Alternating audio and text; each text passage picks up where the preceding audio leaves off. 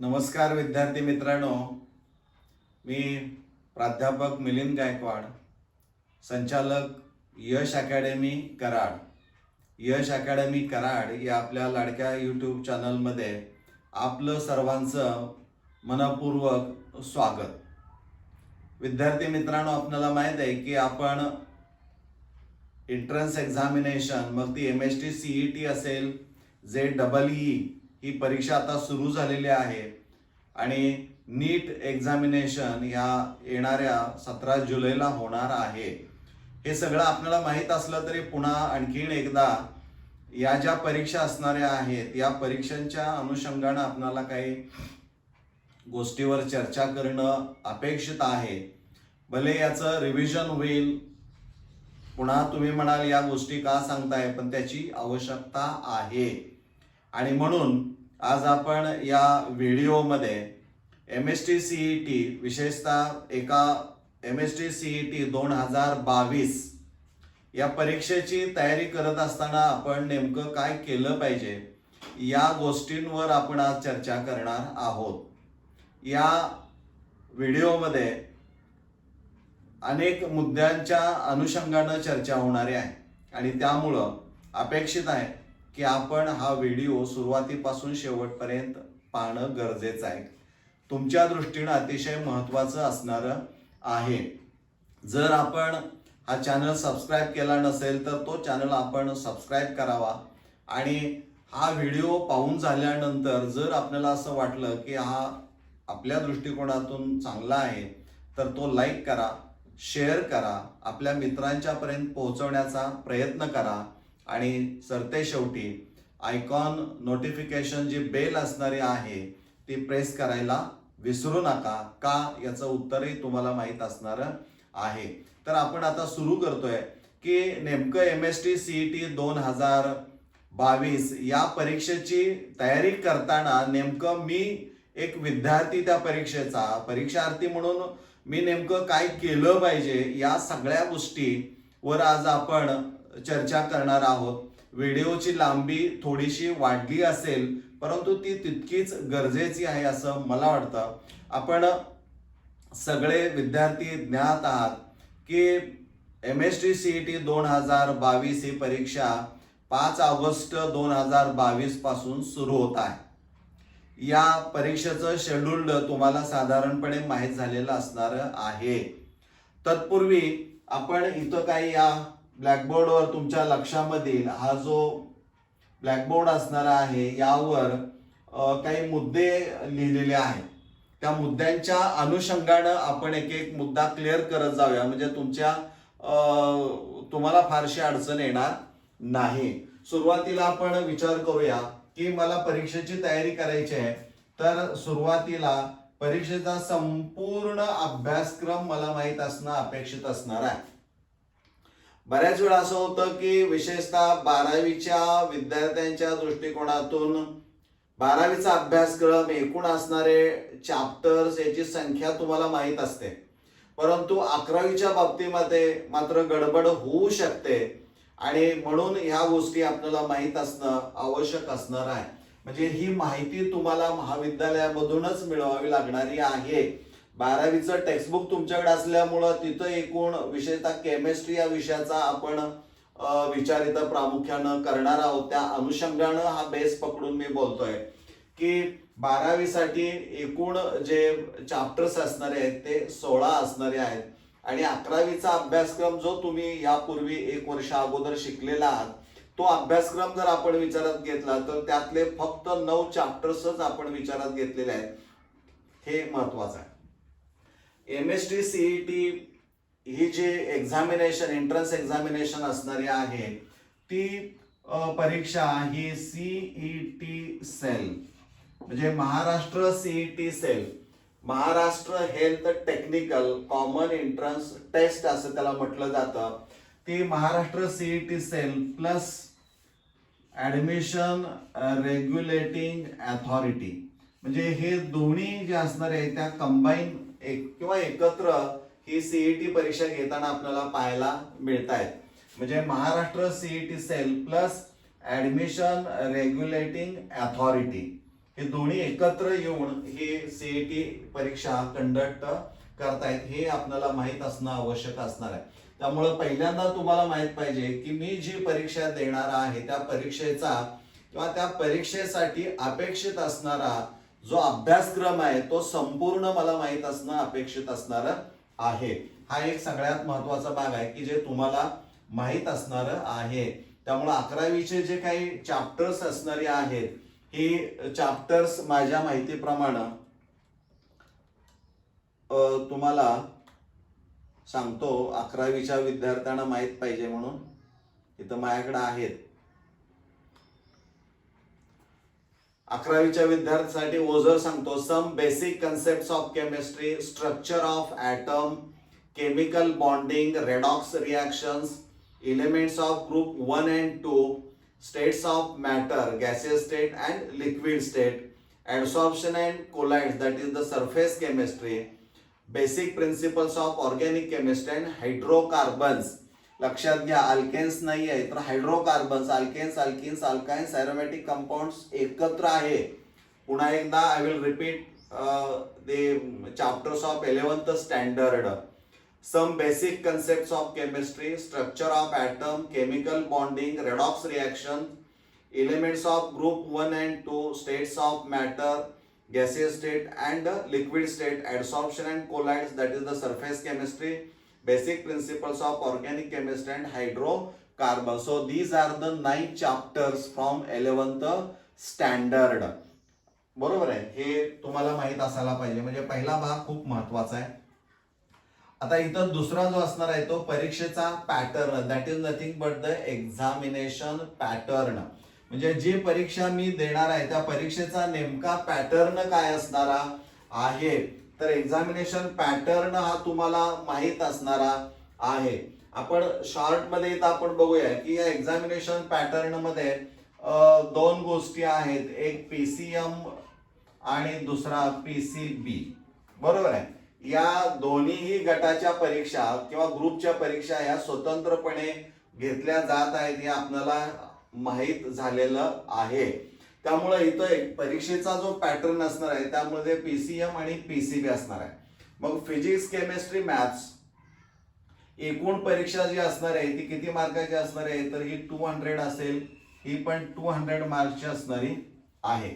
म्हणजे इथं तुम्हाला तो एक्झामिनेशन पॅटर्न पक्का माहित असणं अपेक्षित असणार आहे आणि त्यासाठी लागणारा कालावधी हा देखील तुम्हाला माहित असायला पाहिजे. म्हणजे पीसीएम ग्रुप तुम्ही देणार असाल तर तुम्हाला ह्या गोष्टी अपेक्षित आहेत आणि पीसीबी देणार असाल तर यामध्ये महत्वाचं you have to focus on biology. म्हणजे इथं एक्झामिनेशनचा पॅटर्न काय असणार आहे तर पहिले ग्रुप कोणते आहेत हे तुम्हाला माहित पाहिजे. त्यानंतर सगळ्यात महत्वाचं की ही जी परीक्षा असणार आहे या परीक्षामध्ये निगेटिव्ह मार्किंग आहे की नाही. निगेटिव्ह मार्किंग आपल्याला माहित आहे की इथं या परीक्षेचा एक प्लस पॉइंट असणार आहे की there is no negative marking. म्हणजे इथं निगेटिव्ह मार्किंग नाही. म्हणजे एखादा अवघड प्रश्न तुम्ही प्रश्नपत्रिका सोडवत असताना ज्यावेळी कॉम्प्युटरवर तुम्हाला प्रश्न पाहायला मिळतील आणि प्रश्न वाचत गेलं तर तुमच्या लक्षामध्ये येईल की काही प्रश्न दे आर सो डिफिकल्ट, म्हणजे इतके अवघड आहेत की मला ते सोडवता येत नाही. Don't waste your time and go to next question. म्हणजे आपण आपला फार वेळ न घालता तो तसाच स्किप करा आणि पुढच्या प्रश्नाकडे जा. म्हणजे काय होईल त्यामुळे तुमचा वेळ वाचेल. परंतु तुम्ही तिथं जर अडकला तर पुढचे प्रश्न सोडवतानाही तुम्हाला न कळत तुमच्यावर दबाव किंवा प्रेशर येऊ शकतं, टेन्शन येऊ शकतं. ते टाळणं खूप महत्वाचं असणार आहे. त्यामुळे या परीक्षेचा प्लस पॉइंट काय असणार आहे there is no negative marking. त्याचं पासिंग पर्सेंटेज काय असणार आहे तर नॉन झिरो मार्क्स. म्हणजे हे खूप छान आहे. म्हणजे या परीक्षेला ज्या विद्यार्थ्यांना नॉन झिरो मार्क आहे म्हणजे 1 पासून पुढे 200 पर्यंत जे मार्क्स पडतील ते सगळे विद्यार्थी क्वालिफाय गृहीत धरले जाणारे आहेत. म्हणजे तुम्ही प्रवेश प्रक्रियेमध्ये भाग पुढच्या अकॅडमिक इयर साठी तुम्ही घेऊ शकता. हे यामध्ये महत्वाचं असणार आहे. म्हणजे या गोष्टी लक्षात आपण ठेवायच्या आहेत.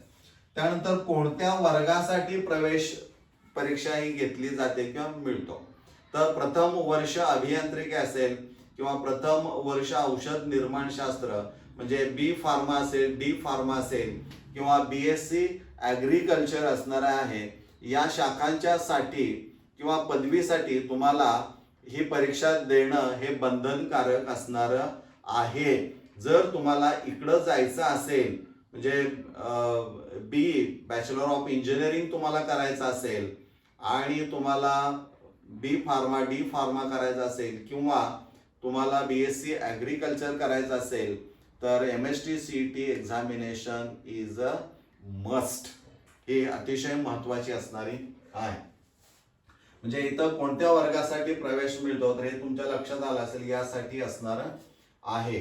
या परीक्षेच्या पॅटर्न मध्ये आणखीन एक गोष्ट क्लिअर करायची आहे, ती म्हणजे त्यांनी असं म्हटलेलं आहे की या परीक्षेचा जो पॅटर्न असणार आहे किंवा difficulty level of the question ही जी JEE मेन असेल PCM ग्रुपसाठी आणि नीट एक्झामिनेशन PCB ग्रुपसाठी असणार आहे, त्याच्या धर्तीवर किंवा त्या लेवलपर्यंत असणारी आहे.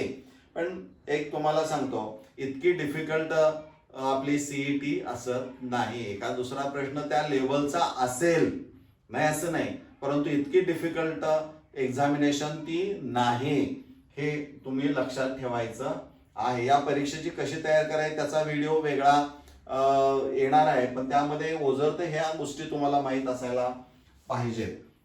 त्यानंतर परीक्षेचे वेळापत्रक म्हणजे टाइम टेबल परीक्षेचं जे असणार आहे शेड्यूल्ड आपण म्हणूया की PCM ग्रुपसाठी 5 ऑगस्ट ते 10 ऑगस्ट पर्यंत ही परीक्षा चालणारी आहे आणि PCB ग्रुपसाठी ही 11 ऑगस्ट पासून ते 18 ऑगस्ट पर्यंत चालणार आहे. या दुसऱ्या सेशन मध्ये माझ्या माहितीप्रमाणे 15 आणि 16 ऑगस्ट सोडून 15 आणि 16 ऑगस्ट सोडून हा दुसरा सेशन असणार आहे. या 15 आणि 16 ऑगस्टला परीक्षा असणार नाही असं CET सेल कडून दिलेल्या किंवा जाहीर केलेल्या त्यांच्या नोटीस मध्ये आपल्याला ते पाहायला मिळत आहे. म्हणजे इथं परीक्षेच्या वेळापत्रकामध्ये 5 ऑगस्ट पासून ते साधारणतः 18 ऑगस्ट पर्यंत परीक्षा चालणार आहे. ते 2 टप्पे असणारे आहेत. पहिला जो असणार आहे तो PCM चा असणार आहे, तो 5 ऑगस्ट ते 10 ऑगस्ट पर्यंत सलग असणार आहे आणि PCB साठी मात्र 11 ऑगस्ट ते 18 ऑगस्ट यामध्ये 2 तारखा वगळून ते असणार आहे 15 आणि 16. हे अतिशय महत्वाचं, ते आपण लक्षात ठेवणं गरजेचं आहे. त्यानंतर अभ्यासाचं वेळापत्रक. You have to prepare your own study plan. आम्ही अनेक जण तुम्हाला सांगत असतील की असा पद्धतीचा अभ्यास असला पाहिजे, हे केलं पाहिजे, ते केलं पाहिजे. सांगणारे हजारो असतील, पण करायचं तर तुम्हालाच आहे ना.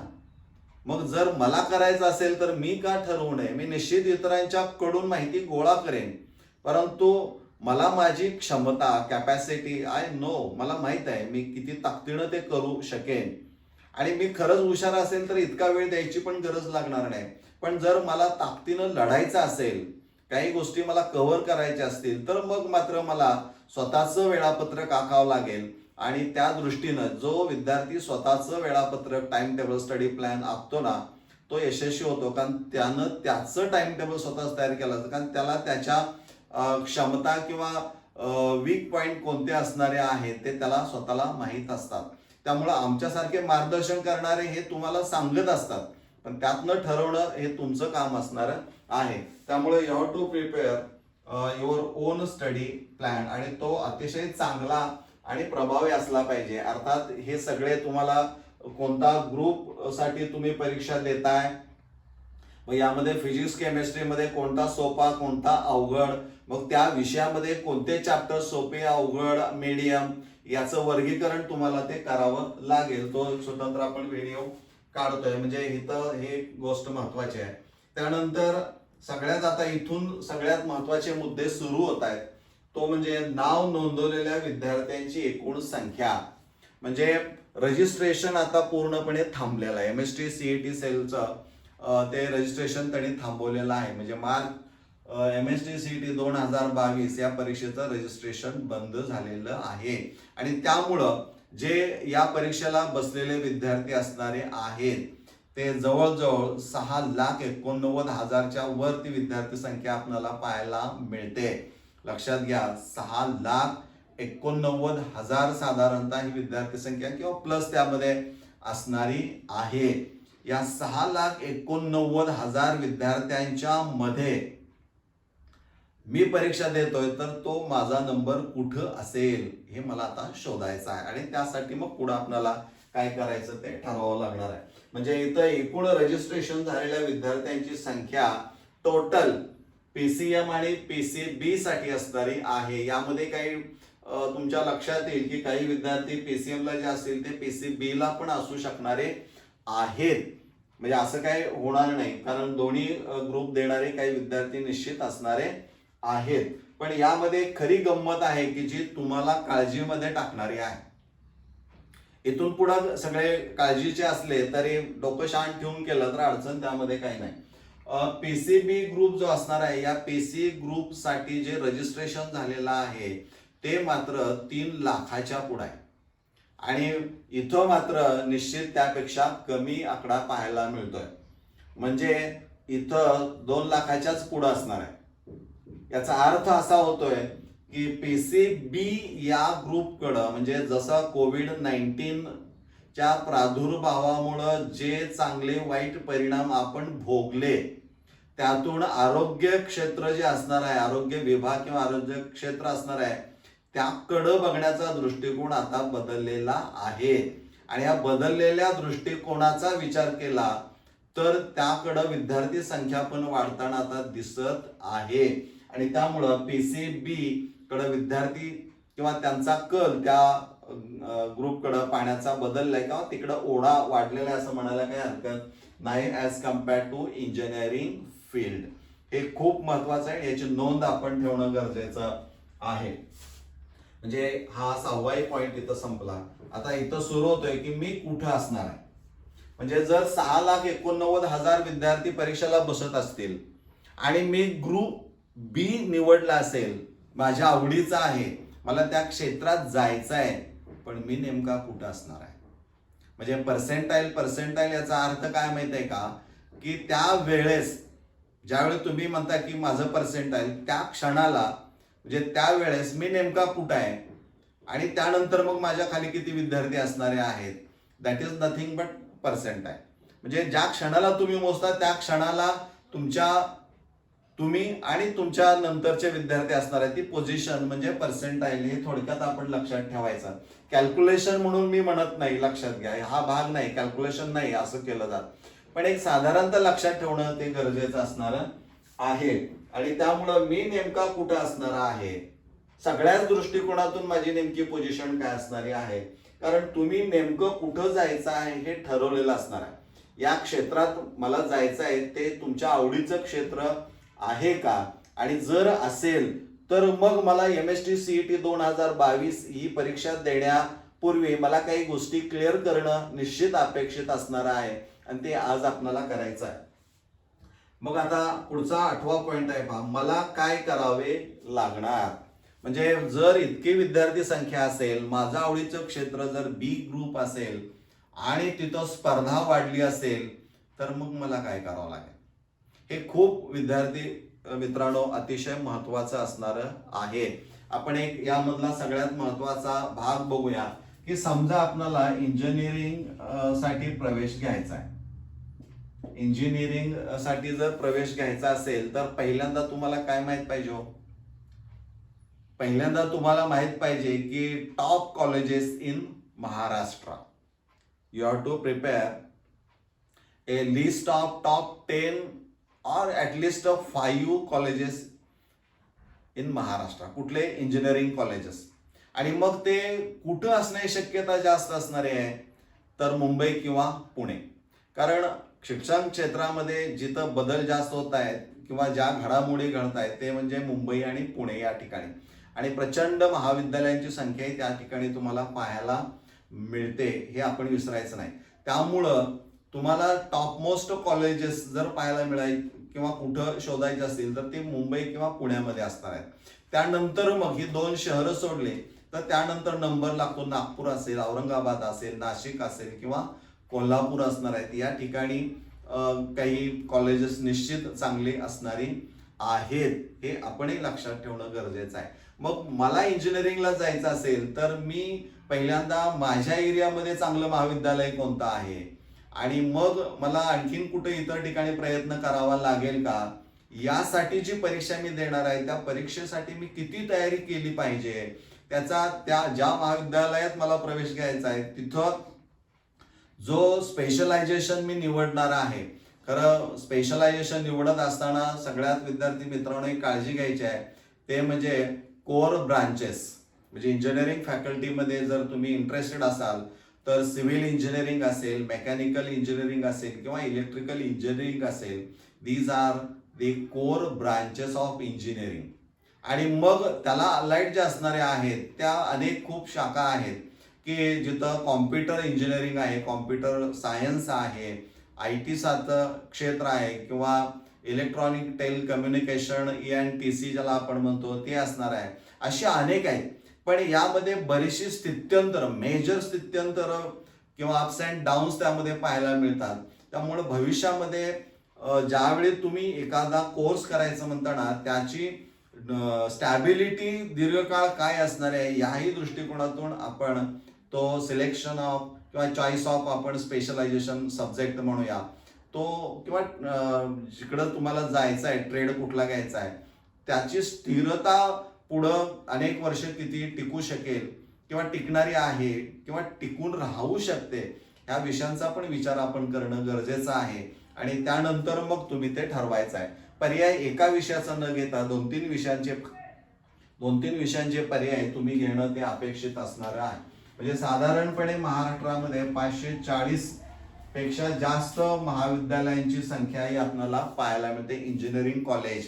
आणि तुम्ही दरवर्षी अनुभवत असाल की कित्येक हजार वॅकन्सीज इंजिनिअरिंग फॅकल्टीमध्ये पाहायला मिळतात. असं का होत असेल? म्हणजे एकीकडं लाखामध्ये विद्यार्थी परीक्षा देत आहेत आणि इंजिनिअरिंग कॉलेजमध्ये वॅकन्सीज आपल्याला पाहायला मिळत आहेत की ती 40-50 हजारापर्यंत असू शकते. त्याचं कारण काय असणार आहे माहित आहे? त्याचं एकच कारण आहे की मी विद्यार्थी म्हणून अभ्यास करत असताना आणि माझं स्वप्न पूर्ण करत असताना मी अपेक्षा ठेवतो की मला चांगले गुण मिळाले पाहिजेत, मला चांगलं कॉलेज मिळालं पाहिजे, त्या कॉलेजचा प्रिमायसेस चांगला असला पाहिजे, ते फॅकल्टी चांगली असली पाहिजे, त्याचं इन्फ्रास्ट्रक्चर चांगलं असलं पाहिजे आणि कॅम्पस सिलेक्शन जे असणार आहे ते पण प्रायोरिटीनं तिथं जास्त असलं पाहिजे. म्हणजे ह्या सगळ्या गोष्टींचा विचार करून मग मी त्या महाविद्यालयाची निवड करतो आणि मग मला तिथं पोचायचं असेल तर मग मी काय करणार, तर त्या दृष्टिकोनातून माझा अभ्यास मी सुरू करणार किंवा त्या वेगानं मी त्या अभ्यास करायला लागणार. म्हणजे ह्या सगळ्या गोष्टींचा आपण विचार करणं गरजेचं आहे. म्हणजे महाविद्यालय चांगली मिळाली नाहीत म्हणून विद्यार्थ्यांनी काही ठिकाणी प्रवेश घेतलेला नाही. त्यामुळं चांगलं महाविद्यालय मिळणं, चांगले शिक्षक मिळणं, चांगला कॅम्पस मिळणं आणि त्या कॅम्पसमध्ये सिलेक्शन कमिटी अनेक वेगळ्या इंडस्ट्रीमधून येणं हे एक भाग्याचंच असणार आहे. आणि त्या दृष्टिकोनातून विद्यार्थी मित्रांनो आपण जर PCM ग्रुप घेऊन CET देणार असाल तर निश्चित ह्या गोष्टींचा आपण विचार करणं आवश्यक असणार आहे. हा एक भाग आता झाला. दुसरा जो असणार आहे तो PCB ग्रुपचा आपण विचार करूया. PCB ग्रुपच्या बाबतीमध्ये तुम्हाला किंवा PCM BSc ॲग्रीला तुम्हाला जायचं आहे, समजा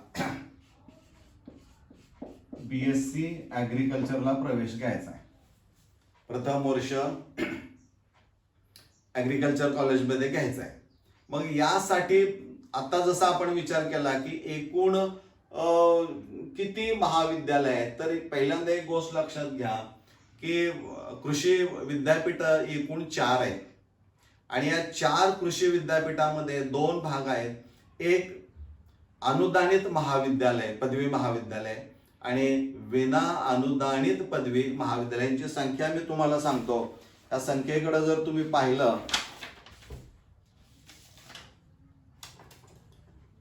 तर जे 4 कृषी विद्यापीठ असणार आहेत याला संलग्न असणारी आणि कायमस्वरूपी अनुदान प्राप्त असणारी महाविद्यालयांची संख्या फक्त 33च्या वरच असणारी आहे, 33च्या वर. परंतु कायमस्वरूपी विना अनुदानितची संख्या या चारही विद्यापीठांना जे संलग्न असणारे आहेत ते 156 आहेत. म्हणजे इतकी मोठी संख्या आहे. 156 हे नॉन ग्रँटचे आहेत आणि ग्रँटेबल जी कॉलेजेस असणार आहेत ते 33 आहेत.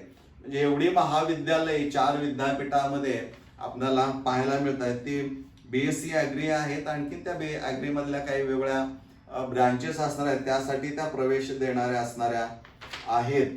तर मग यासाठी BSc ॲग्री, तर यामध्ये जी काही 4 विद्यापीठ आहेत ती कोणती आहेत, मग त्यातलं टॉप विद्यापीठ कोणतं आहे, त्यामध्ये कोणती महाविद्यालय आहे, तिथला कट ऑफ काय असणार आहे, गेल्या 2 वर्षातला काय होता, आता काय असणार आहे, या गोष्टींचा आपण विचार करणं गरजेचं असणार आहे.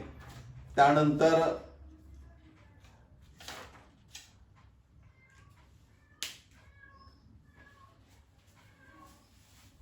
तुम्हाला जर सी फार्मा आपण म्हणूया किंवा डी फार्माकडे जर जायचं असेल तर तुम्ही चांगला विचार करू शकता. लक्षात घ्या, गेल्या 2 वर्षाचा अनुभव जर तुम्ही पाहिला तर इकडं प्रवेश घेणाऱ्या विद्यार्थ्यांची संख्या वाढताना दिसते. यांच्या वेकन्सीज अतिशय कमी आपल्याला झालेल्या पाहायला मिळतात. म्हणजे वेकन्सीज जसं इंजिनिअरिंगला 40,000 50,000 म्हणतो तसं नाही आहे. तर गेल्या वर्षीचा मी सांगण्यापेक्षा तुम्ही अनुभव घ्या, कारण तुम्हाला तिकडे जायचं आहे म्हटल्यानंतर स्वतः शोध घेणं गरजेचं आहे. तर तिथं वॅकन्सीची संख्या जी असणारी आहे ती वाढत नाही तर ती कमी होताना दिसते. याचा अर्थच असा आहे की इकडं म्हणजे मेडिकल फील्ड आणि अलाइड जे असणार आहे तिकडं बघण्याचा दृष्टिकोन किंवा विद्यार्थ्यांना तिकडं जाण्याचा जो कल आहे तो वाढताना दिसतोय. महाराष्ट्रामध्ये 209 सर्वसाधारणपणे हे फार्मसी कॉलेजेस आपल्याला ऑल ओव्हर महाराष्ट्र मी बोलतोय ते पाहायला मिळत आहेत.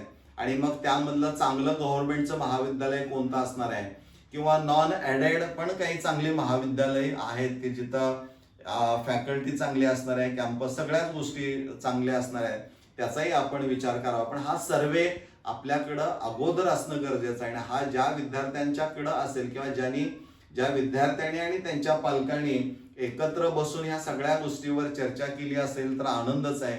नसेल तर पुन्हा एकदा आपण या सगळ्या गोष्टींच्यावर चर्चा करा. ज्या शाखेकडं तुम्हाला जायचं आहे त्याच्या अनुषंगाने ह्या सगळ्या गोष्टी तुम्हाला माहीत असणं गरजेचं आहे. कारण हीच वेळ आहे. कारण पुन्हा परीक्षा दिल्यानंतर गडबड गोंधळ करण्यापेक्षा, कारण त्यावेळी विद्यार्थी संख्या एखाद्या कार्यालयात तुम्हाला काम असेल तर तिथं वाढलेली किंवा गर्दी वाढते आणि मग न कळत टेन्शन येतं. हे टाळायचं असेल तर ह्या सगळ्याच गोष्टींची माहिती तुम्ही पालक म्हणून आणि विद्यार्थी म्हणून दोघांनी काढणं तितकंच ते गरजेचं असणार आहे. मला वाटतं निश्चितच ही माहिती तुमच्या दृष्टिकोनातून अतिशय महत्त्वाची असणारी आहे.